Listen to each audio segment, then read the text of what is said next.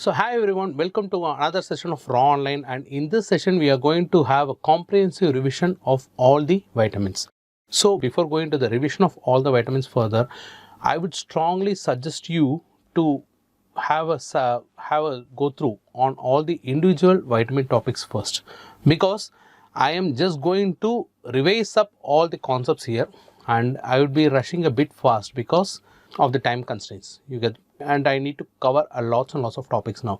So what I recommend is that you first go through all the individual vitamins topics first, then as a final summary you can use this topic, so that what I am trying to do is that I am giving an integrated discussion for all the vitamins, so that most of the doubts with regards to the vitamins are clear. Fine. So with this, I am going into this revision session of all the vitamins. Okay. So as you all know, what are the two major types of vitamins? They are fat soluble and water soluble. So what are the fat soluble vitamins? They are vitamin A, D, E, K. What are the water soluble vitamins? Vitamin B complex and vitamin C. So these two are water soluble vitamins. Okay. Now what are the differences between that of a fat soluble vitamin and water soluble vitamin? Fat soluble vitamin, or since they are fat soluble, they get absorbed like a fat. Okay, the absorption, the digestion and absorption is similar to that of a fat.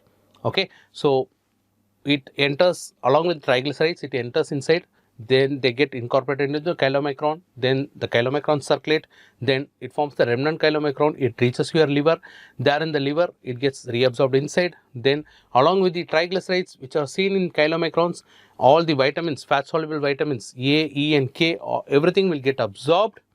Once it gets absorbed into the hepatocytes, they get incorporated into the VLDL and it will be secreted out, and this VLDL from the liver will reach the peripheral tissues or the target tissues, and there it goes and deposits those triglycerides, fat, along with this fat soluble vitamins. So the digestion and absorption with regards to fat soluble vitamins is like that of a fat. Are you clear? Fine. Now since it is absorbed like a fat, another important characteristic of all the fat soluble vitamin is that they get stored in your body.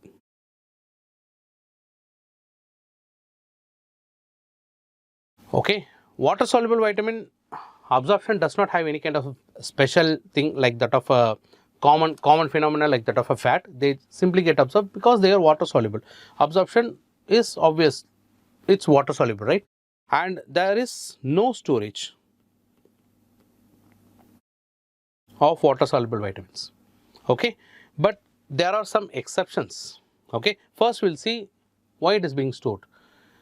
These fat soluble vitamins, they will be stored in large amounts in any of the special organs, and it will be used from there later on, and it always requires a transporter since they are fat soluble. Whereas in case of water soluble, it does not require any kind of a transporter, since as the name suggests they are water soluble. Okay, and now we will see the exceptions. First we will see where it is getting stored. For example, vitamin A, it gets stored in your liver, in Ito cells. Okay, then vitamin E, it gets stored in your adipose tissue.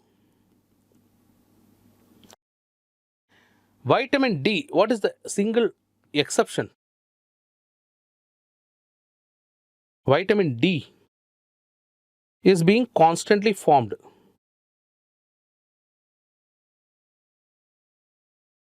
Okay, since it is being constantly formed from the skin, it is not usually getting stored. Okay, and with regards to the water soluble vitamins, you can see all the vitamin B complexes and vitamin C, they are no more stored in your body. So once they are not stored in your body, they get excreted in urine.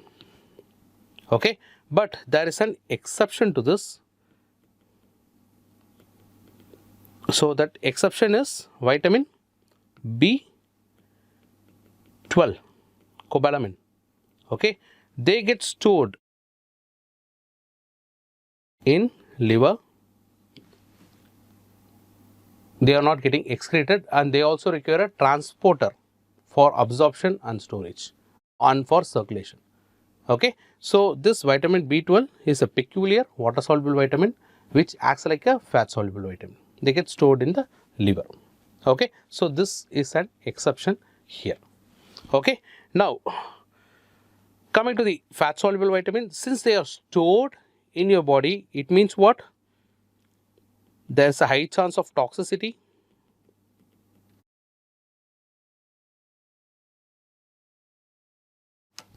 Whereas in case of water soluble vitamins, since they are excreted in the urine, no chance of toxicity. The toxicity will not be seen in case of water soluble vitamins. But again, we have an exception here. What are the water soluble vitamins which shows toxicity? I will write it here. Water soluble vitamin which shows toxicity. It's obvious that fat soluble vitamins will be stored and it will show toxicity, whereas water soluble vitamin showing toxicity, no, it's not vitamin B12, it's vitamin B3, that is niacin, and vitamin B6, that is your pyridoxine. Okay, so what is the complication when pyridoxine excess is there? What is the toxicity of pyridoxine excess? It leads to a condition called as peripheral neuropathy.